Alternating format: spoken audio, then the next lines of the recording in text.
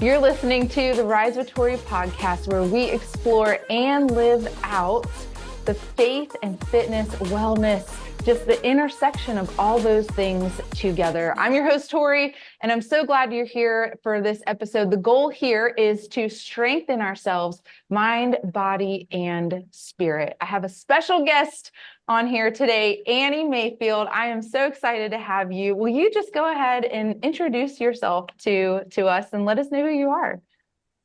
Yes. Oh my gosh. Well, Torie, first, just want to say thank you so much for having me on. What you're doing is amazing. I love the mind, body, faith connection because all of it is so important. But I am an author. So my 7th book is coming out soon. I've written 6 books. I am very much in the faith space. I love Jesus. I love talking about Jesus. My mission in my podcast, which is the Made to Shine podcast, is really to remind every single person you have a ministry. Ministry isn't just for preachers and pastors. It's the way you shine God's light He put in your heart through His Spirit in all spaces. So whether that's you're a fitness instructor or a stay-at-home mom or stay-at-home dad or a corporate lawyer or a podcast host, you have a chance to shine God's light. And I said this when I first hopped on, Torie, but you just have so much light radiating through you. And so truly, I'm just honored to be a part of this conversation. I'll be learning from you today too. Well, thank you. I appreciate that. Okay. You're young, right? So do you mind me asking how old you are? And I'm 26. Okay. You've written how many books? 7? So I've written 6 and my 7th one is coming out actually in 2 weeks. Like when I saw that, I was like, okay, how do you where's the inspiration coming from for writing these books? Like what got you started? Yeah. What got you interested in, I want to write these books? And can you tell us a little bit about your books and what they speak to and kind of what the topics are for those?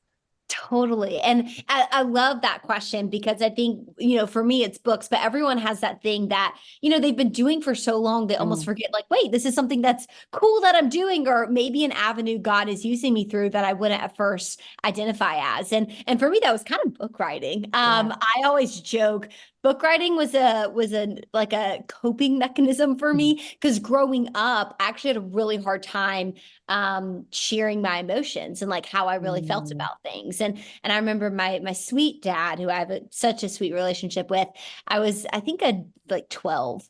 And he was like, Annie, I need you to tell me how you feel about this. I was like, Dad, I'm too scared. Like I'm sad. I don't want to tell you how I'm feeling. He's like, well, will you write it down and then I can read it? I was like, okay.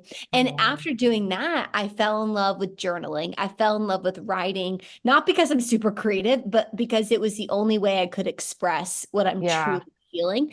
And come college, I got really into the personal development space. So like I played sports in college and saw like a sports psychologist, and I was like, whoa, there's something to this mindset thing, but it also is so beautiful when you root it in faith in Jesus, like what that looks like, which I think is so great what you're doing with that. All that to say, I saw so many books written about mindset and faith, but none of them from the voice of a young girl. And I mean, I'm all for, I think there's so much to be said about people older than you learning from them. Absolutely. My fear, or just the thing that I felt in my heart, was like, wow, I just feel like there's so many young girls or guys that would never pick up a book like this because they don't see themselves in the author. I think that's something you do when you're 50 or 60 or older. And so I remember I texted my mom and I was like, Mom, I think I'm going to write a book. I was 19 and she's like, okay, sweetie, that's awesome. No one would have thought that this came out of that.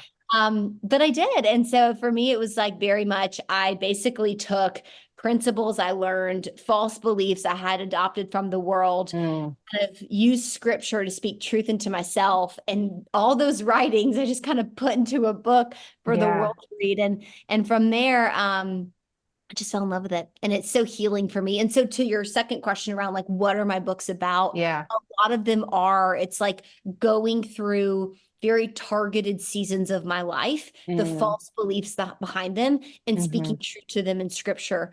Or seasons such as when I went through a time where I was single and all my friends were getting engaged and married and I wasn't, like the false beliefs I adopted as a woman that I'm only as good as, if I have a ring on my or relationship status on my Facebook.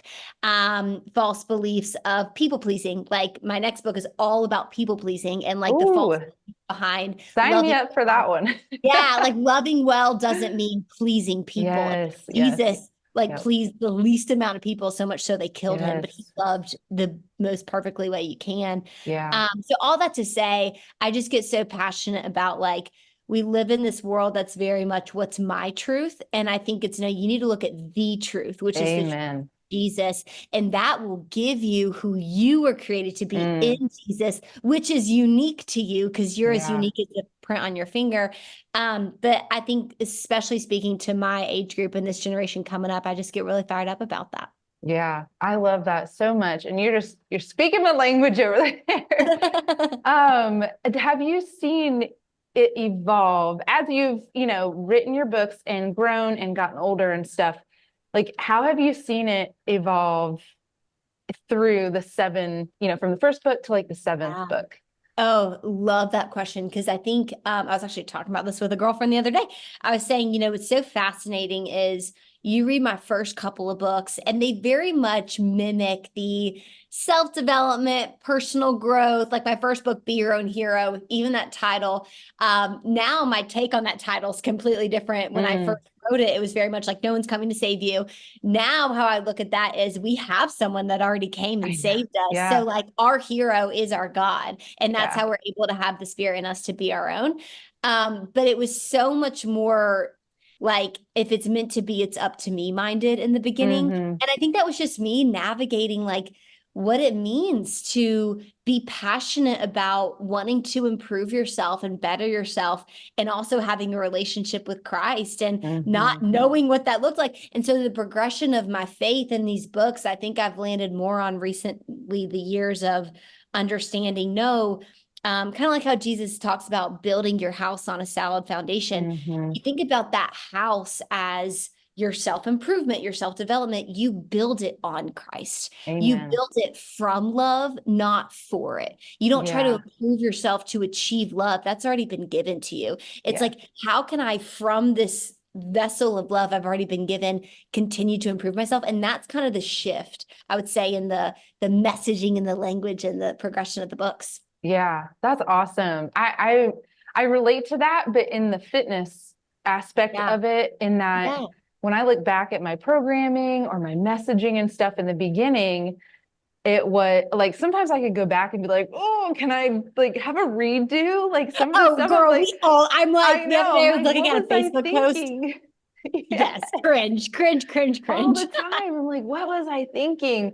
But I mean, that I feel like that also inspires other people to start, to go. If God is calling you to something, don't wait till it's perfect, whether it's writing a book, becoming a trainer, a teacher, whatever it is. You can't wait till you got it perfect and got it down, because the journey, right, from your first book to the seventh, that's where you are learning and growing, and you can continue to, like you said, kind of just pressing into Christ and him being that foundation.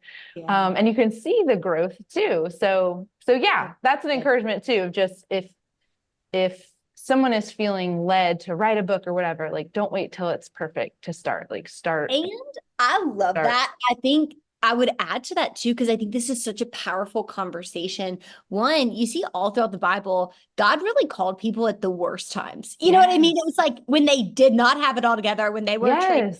Peter couldn't catch any fish, and that's when Jesus showed up. David was in the field. His dad didn't even think he was good enough to be included in the like little soiree in the kitchen. And that's when God, appointed him. Like you see Moses was like a murderer. I can't do this, God. And God's like, what do you have? And I think it's if we can be people of the what do I have mindset instead of the what do I not have mindset, that's when we'll see change happen. And so I think that's so beautifully said. The last thing I'll say there on that front is, because I hear this all the time, Annie, there's so many podcasts out there. There's so many books out there. There's so many fitness programs. There's like, who am I? Why? Like, I'm not going to add to the cluster. I'm like, yeah, but you haven't done it yet. Yeah. Yeah, but no one's heard your book or read your Yes. book or heard your podcast. And I so believe in Jeremiah 1:5 that says, before I formed you, I knew you. Before you Yes. were born, I set you apart.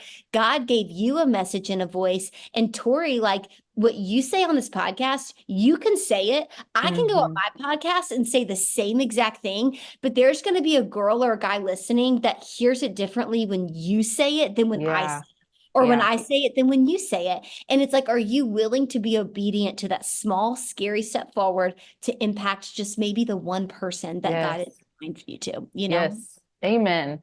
I feel like I'm like, I just need to like start throwing shoes and stuff. I'm like, I feel like you're just preaching. Do some laps around the Is shed. that a thing? Do people like throw shoes when they get excited? So we have a joke. I think it's like a Pentecostal like church Wait, thing. I did hear about this. Yes, they throw shoes on the Yes, at the yes. yeah. But we have a joke in the ministry I work for that one of the guys in the ministry, he's always like, I'm about to throw a shoe. Let's Elisa's go. preaching. So yeah, Can you that's give me what. a cushion like a crock? As long as it's like a Yeah, crock, then we're good. Maybe soft stay shoe. away from the Skechers. Yeah. Yeah.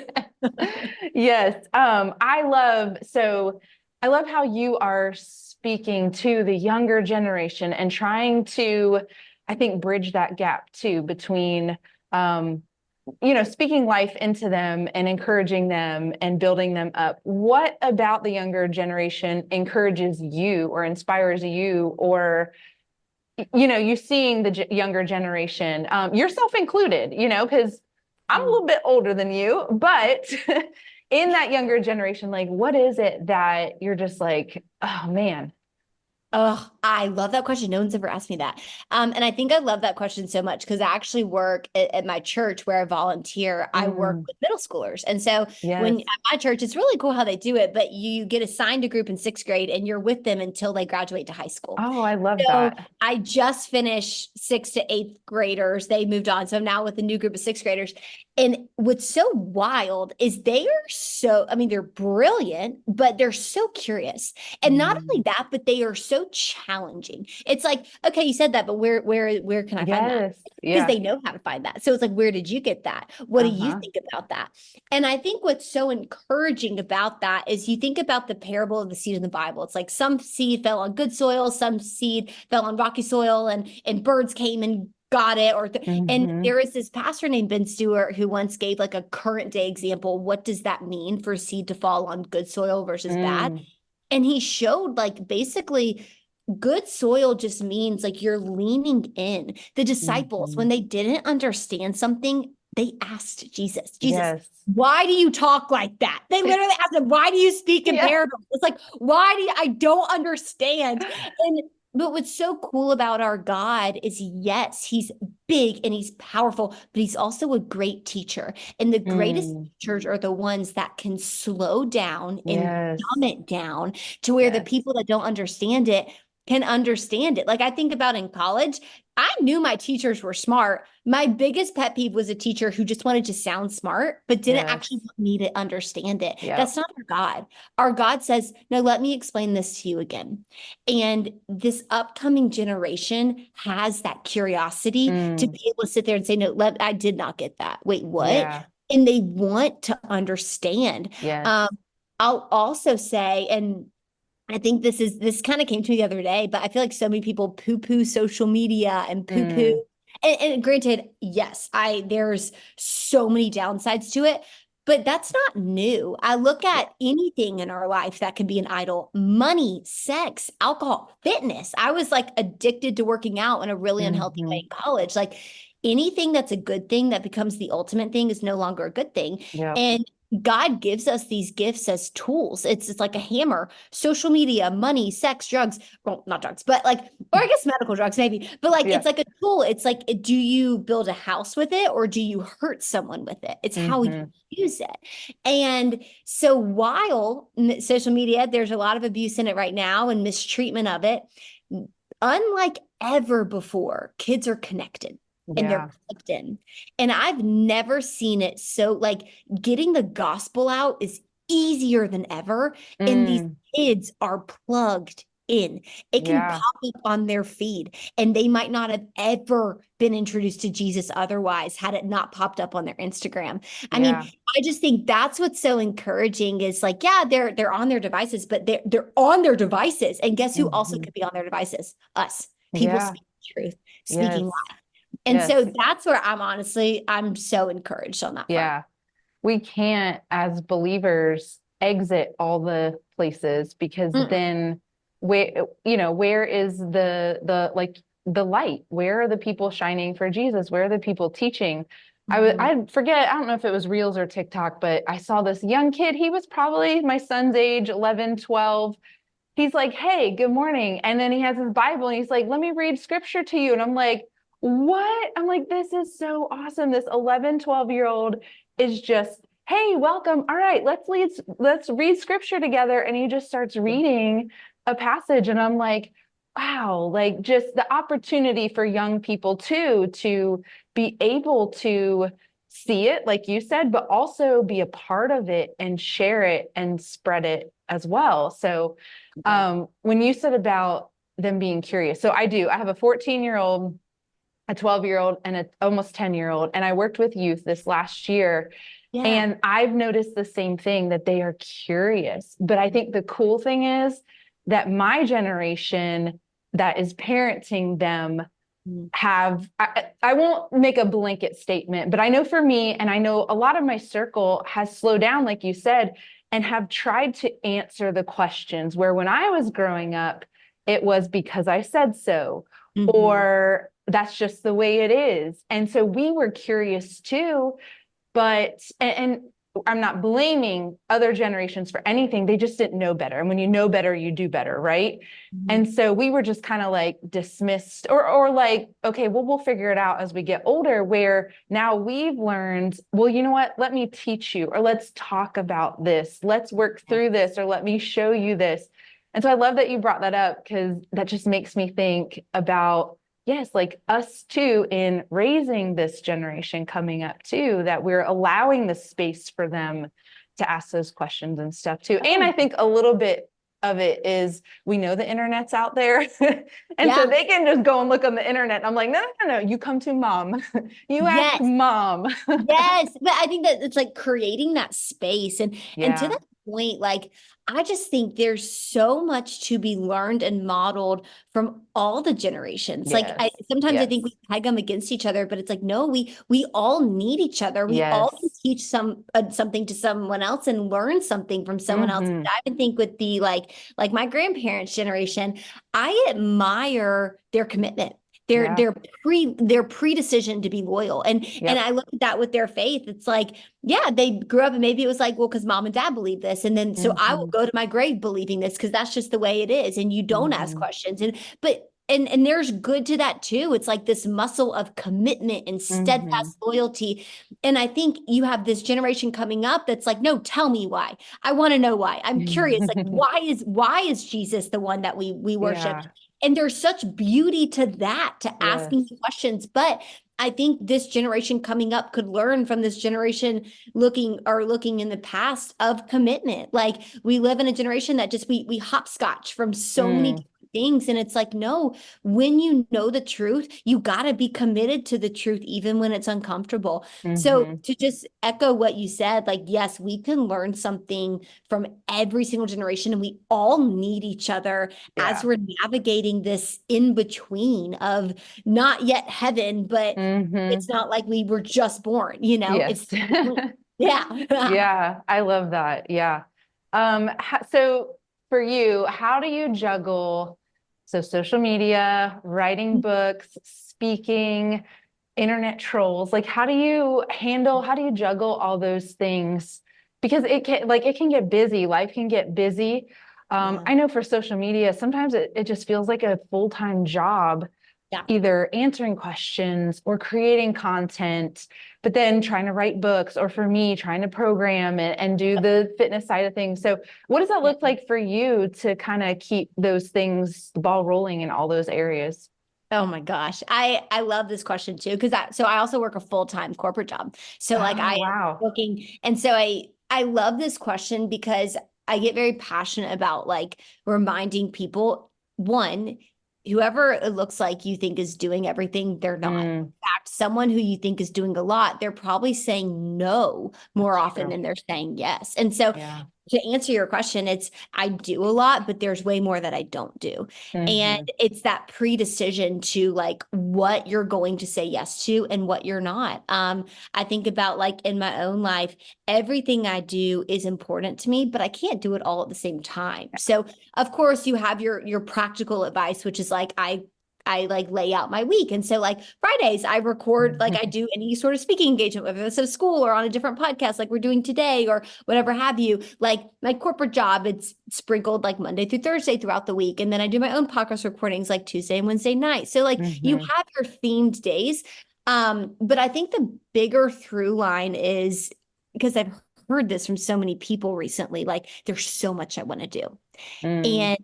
And then they end up doing nothing Mm-hmm. because they're like an octopus on rollerblades. There's a Yep. lot of commotion, but there's no forward movement. Yeah. There's no progression.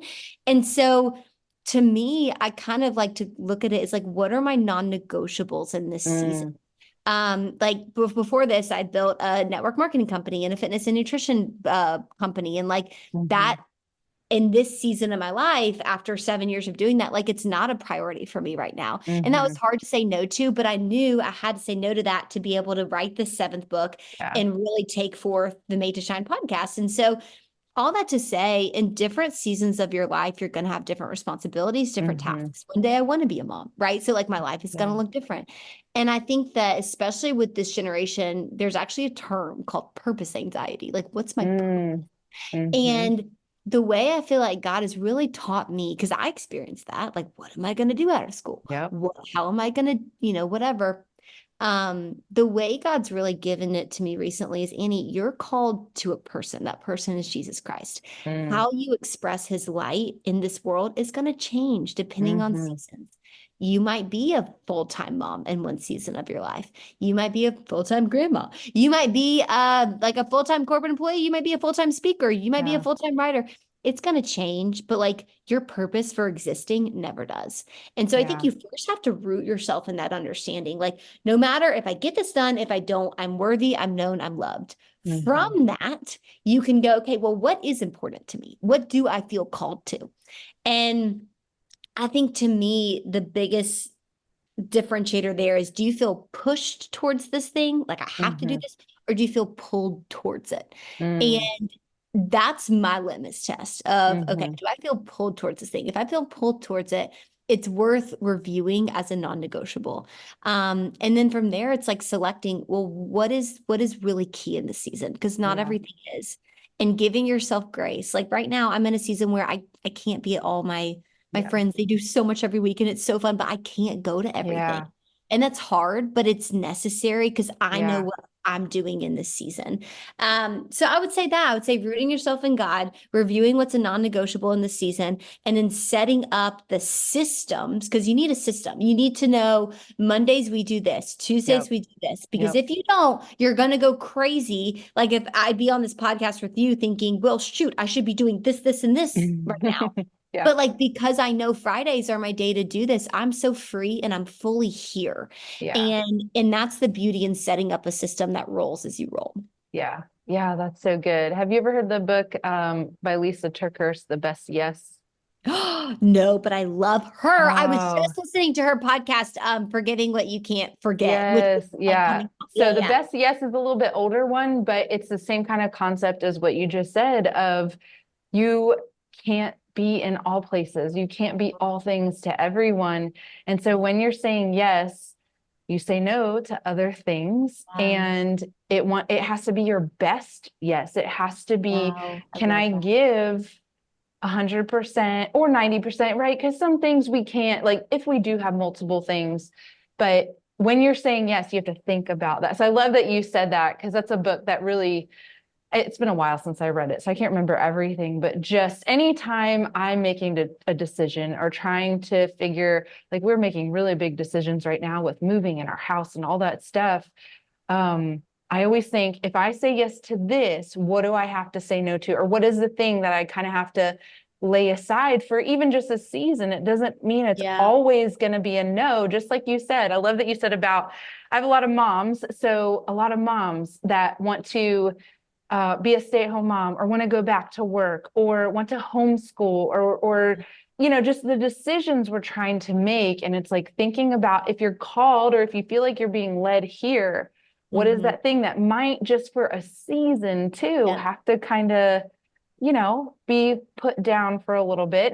It doesn't mean it's never, No, but maybe it's just, it's the necessary. It's not it's like, if it's not a hell yes, it's a hell no. Yeah. You know what I mean? Like that's, but I also too, I'll say, I love what you said about that. And I think another thing that could really help people is the freedom from needing to make the right decision or needing it to be perfect, because I don't know if it's a gift or just straight me being naive, but I always joke, I'm a fire girl. I'm not an aim, shoot, fire. I just do it. I'm like, we're just going. Me too. If it's the wrong decision, it's a win, because then I know what the right You'll decision. learn. Yeah. Yep. I'm like, the worst decision is indecision. I'm not just going to sit here. But I was really thinking about that the other day. And I was like, Jesus modeled that. Like, there's clarity as you go. I mean, God's word is a lamp unto our feet. He doesn't give us the whole staircase. And even you watch when Jesus like went up to Peter, went up to Matthew, went up to these people, he didn't say, this is what's going to happen when you come with me. Here's what I'm going to do. He just said, follow me. And like clarity came as they walked with Jesus, not in the beginning before the invitation. So it's like, are you willing to just let God take care of the outcome and you just be obedient to that next step? Which again, going back to what we first talked about, is going to be typically often a small step. It's not going to be massive. It's just small step. And then God will keep showing you small steps. Yeah. And just completely trusting him, and that he will provide. And sometimes he doesn't provide, or he doesn't show exactly how it's going to happen. So we just literally went through this last week in trying to find a home out in Utah and purchase a home. And it was back and forth. And just, I was getting decision fatigue. And my husband and I both just kind of prayed about it, thought about it. And we're like, okay, let's just take that step. However God's going to show up and provide, we just trust him. We're saying yes. And literally, as the day kept unfolding, we just saw him providing in the rate that we got through the house, and the clothing costs being covered. Just like the little things that happen. And we're just like, wow, we didn't expect that, but thank you, God, because that's so good. Yes, like he's going to guide you and show you and provide. And he's not going to just be like, you got to figure it out on your own. He's not, he's not that kind of God. Yeah. I love that. And I'm curious what you think about this. So I'm a podcast host too, so I'll ask you a question. Oh, sure. I always get this question. I'm curious what people's responses to this, because I struggle with this sometimes, like the dance between, if it's meant to be, it's up to me, and the dance between God is sovereign. So it's like, obviously you've got to be obedient to that step. I think sometimes me as a doer and as a 3 on the Enneagram, I'm like, what's all the stuff I can be doing? And I don't know the lines between, okay, God, where do I stop and you start? Which obviously God has always started. Like anything I do is by the grace of him. But I'm curious what you think about that when it comes to just like being obedient and surrendering. Like, what's a good litmus test for when it's your job, or when you're supposed to put that up? Yeah, that's funny you say that, because this has been the theme and the anthem of our last year in making the decision to move our family across the country and just uproot and go into full-time ministry. And it's been a lot of waiting. So the last few months has just been a lot of, I'm like you, I'm a doer. And so in the waiting, I'm like, okay, God, what can I do to either make it right or the next step? And I felt like in the last, especially 2 months, but for 2 to 4 months, I just felt like he was like, be with me, just be still for a moment and just seek me out and just soak me in. Because also knowing that it's going to get crazy once we get out there, and it's going to be a lot of doing, that in this time, he was just like, I just need you to be in my presence and just be with me right now. And I was like, okay, that's really hard because I want to, and so I took a month break off of social media and creating and all of that. I still did my, because I work for a ministry, fitness ministry. I still did that job and my family job, just all the normal things. But I just took a step back from trying to do and just sought him out. And out of that, there was so much clarity that he gave me of what the future looks like for me and what he was calling me to do next. It's more so with like fitness and all that stuff. But yeah, it was just a season of being. And so when I feel that tension of God, is this you? Is this me? I'm a music girl. So I always put music on and I just pray and I get still before him and I get quiet and I try and just, okay, God, please just not separate, but differentiate my voice and your voice. And almost immediately, I can always tell it's his voice and not mine. When I'm trying to force things, I know that's me and I'm trying to figure it out and I'm trying to be in control. Yep. Where when I just open my hands and give it to him and just kind of, I'm just going to be in your presence, then his voice becomes a little bit more clear and he really speaks to me through music. And I'm like, oh, and I'll just like start I'm a crier too. So I'll start bawling. You're and I'll be speaking like, to the queen of crying. I'm surprised I haven't cried yet on your podcast. yes. And especially with music. It's just God's way that I feel like he knows how he created me. And so he's like, oh yeah, I'm going to use this to speak to you and I almost immediately know the difference. So yeah, I would say the just getting quiet before the Lord and just being with him and not trying to force or figure it out and just, and then it just, honestly, he just brings a peace and I'm like, okay, and sometimes you have to take the steps, you have to do the things. And then he's like, okay, I'm with you through this. Cause we can't sit back and do nothing. Right. Cause I struggled with that this last year too, I can't sit back and do nothing. Yeah. You still have to move your feet, but in your going and in your just day-to-day life, he'll show up and you just seek him and you'll just feel peace. I love that. And it actually reminds me, the Hebrew word for waiting is actually more accurately translated to the word intertwined. Yeah. So like when you're waiting on God, you're intertwining yourself with God. And that's exactly what I thought of when you said that, because I thought that's so true. It's like, it's the order of operations, right? When you don't know what to do, your tendency is to do something. Whereas God tells us to be intertwined with him. And Matthew talks about like seek first the kingdom, also follow. Intertwine yourself with God by the nature of just being intertwined with him. He will light the next step that you do. But if you're trying to find and grab for the next step, you're not going to find it. And I think it's like, it's so counterintuitive to our nature of like, especially if you're an accomplishment, get things done kind of person. I am the opposite of a procrastinator. I am like, sometimes I decide too quickly to do things, but all that to say, I think God, again, designed me. He designed you. And so he knows that when you have the faith to just say, God, I'm not going to do anything, I think that honors him. And he gives you himself, which is Job reminded us when he lost everything and then was given God. That's all he needed. That is all you need to know what to do. So I love that. And I believe that for you in this season. Like, I believe that it's just so amazing that you're living that out. Yeah. And it's so cool when you can look back and see and recount the times. And so when something does come up again, you can say, God was faithful then, and he'll be faithful again. And yes, exactly. Because we kind of went through a similar situation when we moved here of just, God, what do we do? Just multiple things happened. But he got us through and we got here and we made, the best of friends, and we're having a hard time leaving them again, but we are trusting that God did it before and he's going to do it again. And so we just have to keep one foot in front of the other and just trust what he's got. And it also reminds me of how like when he called Abraham to Canaan, he said like, go forth, and they had tents. They carried with tent, because like God is the God of the tent. Like you're not staying there. Like you're going, you're moving, you're pivoting. He's the God of the pivot. I always think of like Ross and Friends when I say that word. But like, Goodness. but he's the God of the pivot, you know what I Yeah. mean?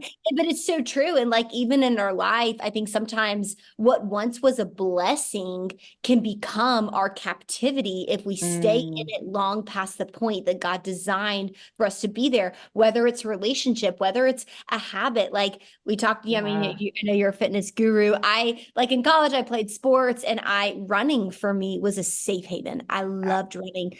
But yeah. then it got to a point where I was abusing running. And what was once my freedom, my escape mechanism, Yeah. now became my chains and my Yeah. prison.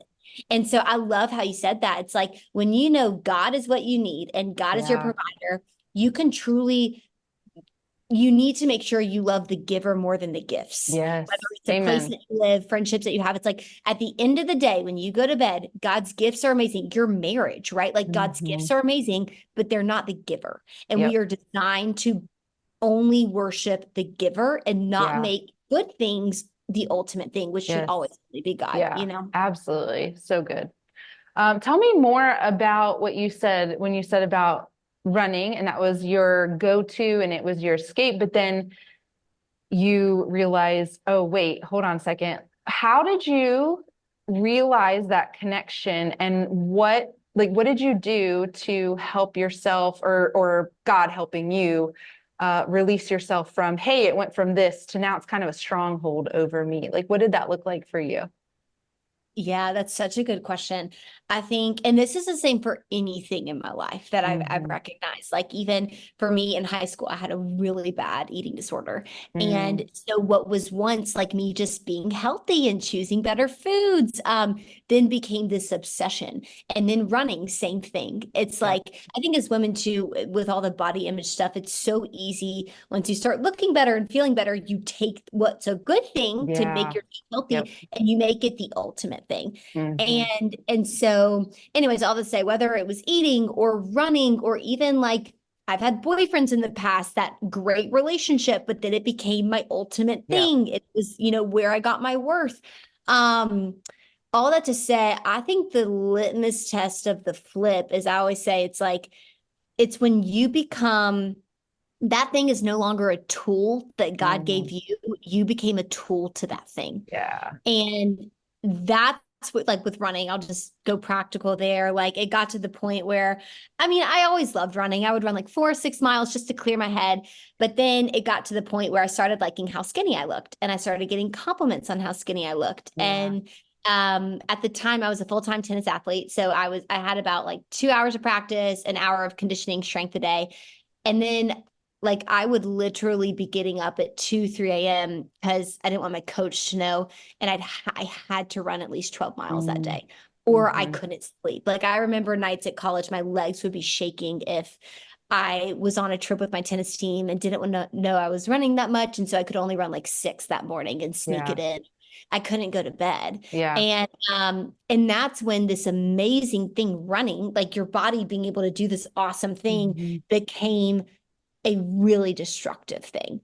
Yeah. Um, and so I think that's the same with anything in our life. Take money. Money is an Yeah. amazing thing. It moves mountains, it funds Hmm. amazing initiatives.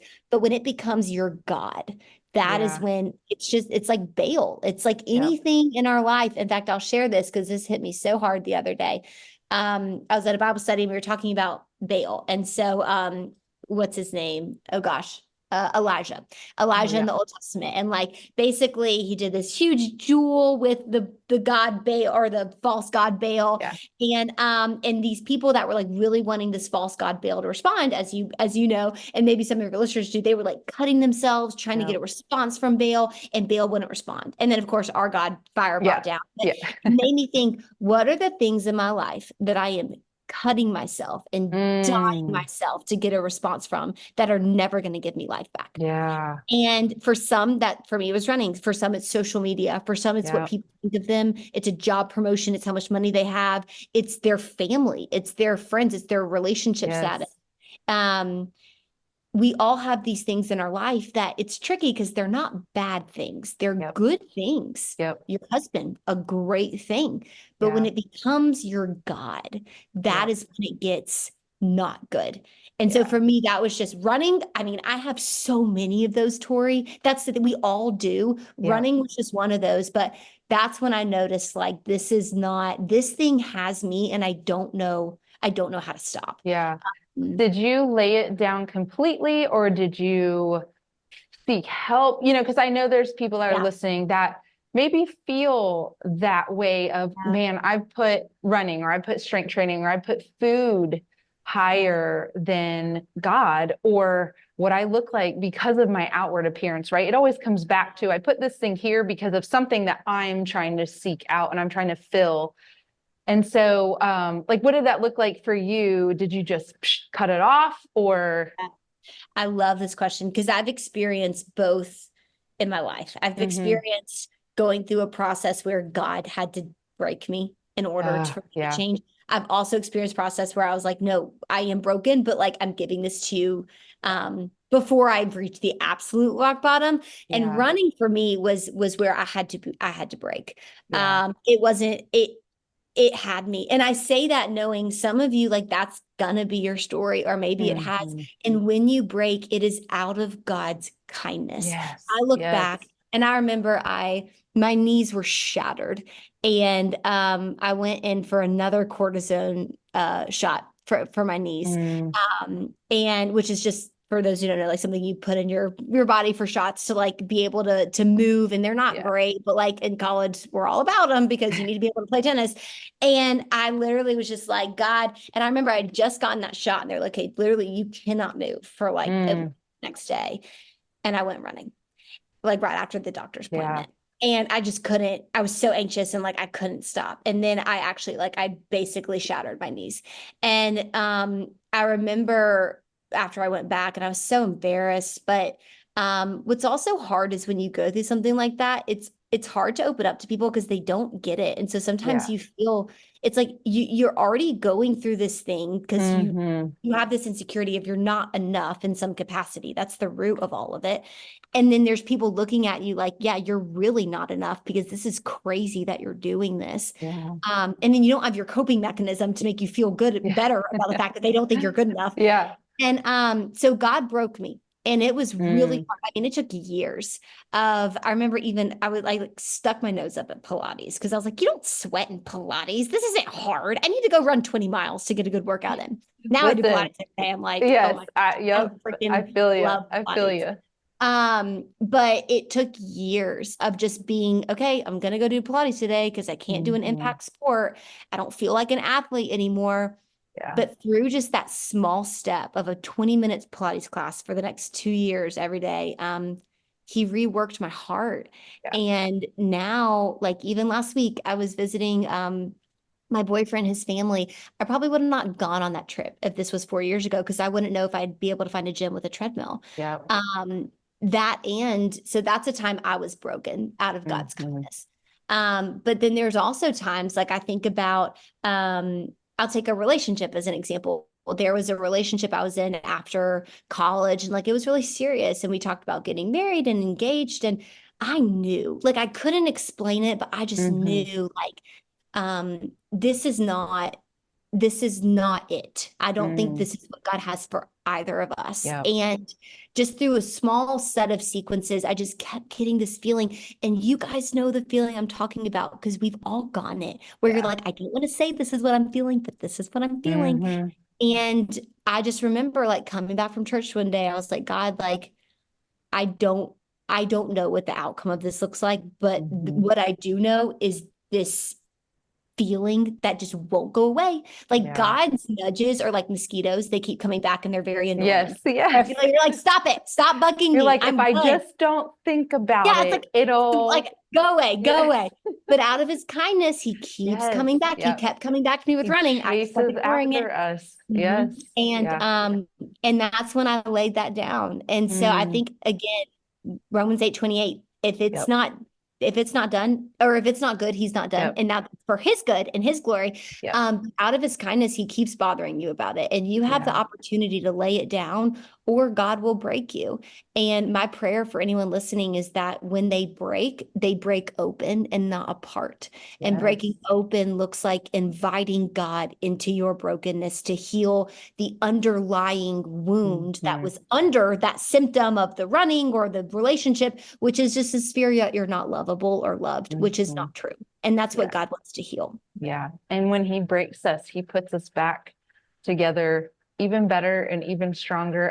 Like for me being the fitness, I always think about a muscle. You have to tear the muscle down for it to grow, for it to get stronger.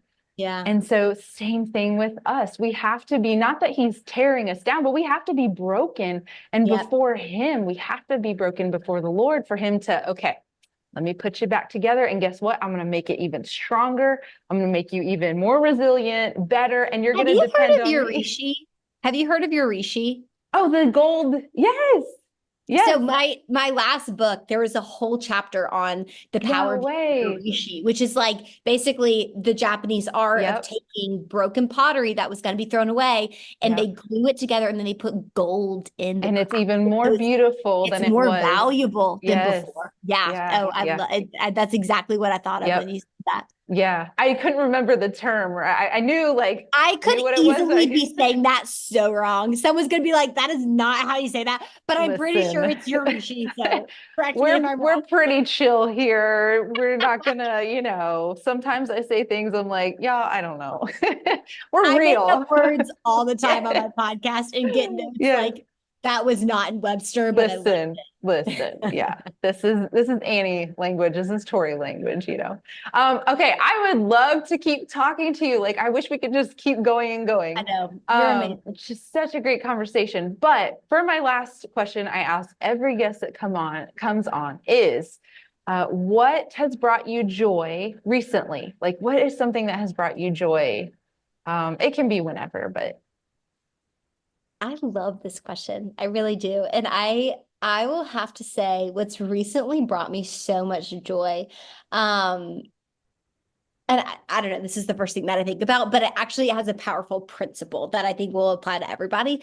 But I am very much like, I look at the ROI on things. It's like, if I'm going to do something, like, what's the return here? Like, what's the impact? I very rarely do things just for fun, or like that I can't, I don't know. It's not operational. It's not process oriented. Yeah. And recently, so this is going to sound so silly, but it's brought me so much joy, Torie.